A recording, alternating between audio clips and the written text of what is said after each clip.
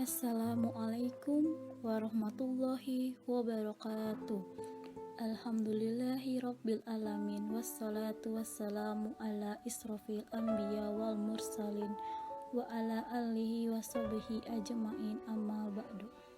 Sebagai hamba Allah yang beriman, marilah kita panjatkan puji dan syukur atas kehadiran Allah Subhanahu wa Ta'ala yang telah memberikan kesehatan lahir dan batin kepada kita semua. Salawat dan salam tidak lupa kita kirimkan kepada junjungan kita Nabi Muhammad SAW yang telah mengantarkan umat manusia dari peradaban hidup yang jahiliyah menuju peradaban hidup yang modern. Semoga kita semua termasuk hambanya yang taat, yang berhak mendapatkan syafaatnya di hari akhir kelak. Perkenalkan, saya Zafira dengan nomor NIM 1913313 yang pada kesempatan kali ini akan menyampaikan topik yang berjudul pendidikan akhlak untuk remaja. Sebelumnya, apakah saudara tahu apa itu akhlak? Akhlak secara terminologi berarti tingkah laku seseorang yang didorong oleh suatu keinginan secara sadar untuk melakukan suatu perbuatan yang baik. Akhlak merupakan bentuk jamak dari kata khuluq, berasal dari bahasa Arab yang berarti perangai, tingkah laku, atau tabiat.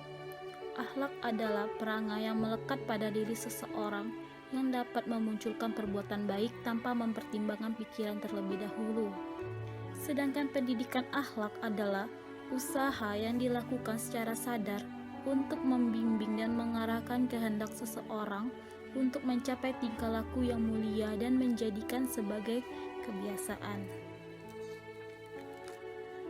Dalam Ihya, Al-Ghazali membagi akhlak menjadi 4 bagian, yaitu ibadah, adab, akhlak yang menghancurkan, dan akhlak yang menyelamatkan.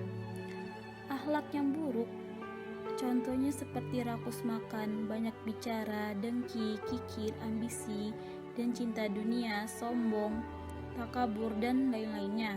Sedangkan akhlak yang baik adalah seperti taubat, sabar, syukur, keikhlasan, kejujuran, dan masih banyak lagi.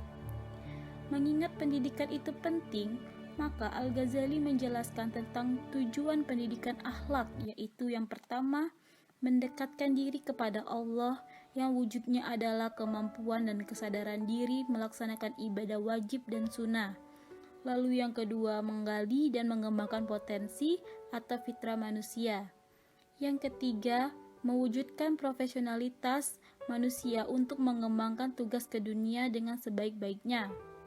Lalu yang keempat, memberikan manusia yang berakhlak mulia, suci jiwanya dari sifat-sifat tercela. Lalu yang kelima, mengembangkan sifat-sifat manusia yang utama, sehingga menjadi manusia yang manusiawi.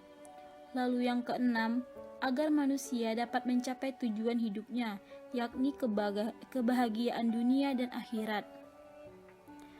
Pendidikan akhlak yang dilakukan secara intensif agar seseorang dapat membentengi perkembangan jasmani dan rohaninya dengan ilmu agama. Sumber akhlak adalah Al-Quran dan Sunnah Rasul. Salah satu contoh ayat yang menjelaskan tentang akhlak adalah yang pertama pada surat Al-Ahzab ayat 21, yang artinya, sesungguhnya telah ada pada diri Rasulullah itu suri teladan yang baik bagimu, yaitu bagi orang yang mengharapkan rahmat Allah dan kedatangan hari kiamat, dan dia banyak menyebut Allah. Lalu yang kedua pada surat Al-Qalam ayat 4, yang artinya, dan sesungguhnya kamu benar-benar berbudi pekerti yang agung. Lalu pada hadis riwayat Baihaqi yang menyebutkan akhlak yang baik dapat menghapus kesalahan, seperti halnya air dapat menghancurkan tanah yang keras. Akhlak yang jahat merusak kebaikan, seperti halnya cuka merusak madu. Lalu yang keempat terdapat pada hadis riwayat Hakim. Kemuliaan seseorang mukmin terletak pada agamanya, kepribadiannya terletak pada akalnya, dan kehormatannya terletak pada akhlaknya. Lalu faktor-faktor apa saja yang mempengaruhi pendidikan akhlak pada remaja? Yang pertama, kemajuan ilmu pengetahuan dan teknologi yang dialami oleh manusia sekarang ini tidak sedikit dampak negatifnya terhadap sikap hidup dan perilakunya. Banyak sebagian manusia yang beragama maupun sebagai makhluk individu dan sosial yang mengalaminya. Lalu yang kedua adalah insting atau naluri, yang merupakan seperangkat tabiat yang dibawa manusia sejak lahir. Lalu yang ketiga ada adat dan atau kebiasaan. Setiap tindakan dan perilaku seseorang yang dilakukan secara berulang-ulang dalam bentuk yang sama. Lalu yang keempat adalah keturunan. Faktor keturunan secara langsung atau tidak langsung sangat mempengaruhi bentuk sikap dan tingkah laku seseorang. Lalu yang kelima adalah lingkungan masyarakat atau pergaulan. Sikap seseorang bisa tergantung di mana dia tinggal atau berada dan pada siapa ia berteman. Lalu bagaimana peran orang tua dalam pendidikan akhlak? Orang tua mempunyai peranan penting dalam pendidikan karena merekalah yang memberikan pengajaran atau pendidikan untuk pertama kalinya. Pendidikan akhlak dalam keluarga menjadi ujung tombak bagi pembentukan watak. Dengan demikian, keluarga dipandang sebagai pelekar dasar pembinaan akhlak. Peran orang tua terhadap pendidikan akhlak dapat dilakukan dengan berusaha menanamkan akhlak yang mulia, membiasakan mereka berpegang pada moral yang tinggi, dan menghindari hal-hal yang tercela. Pada masa remaja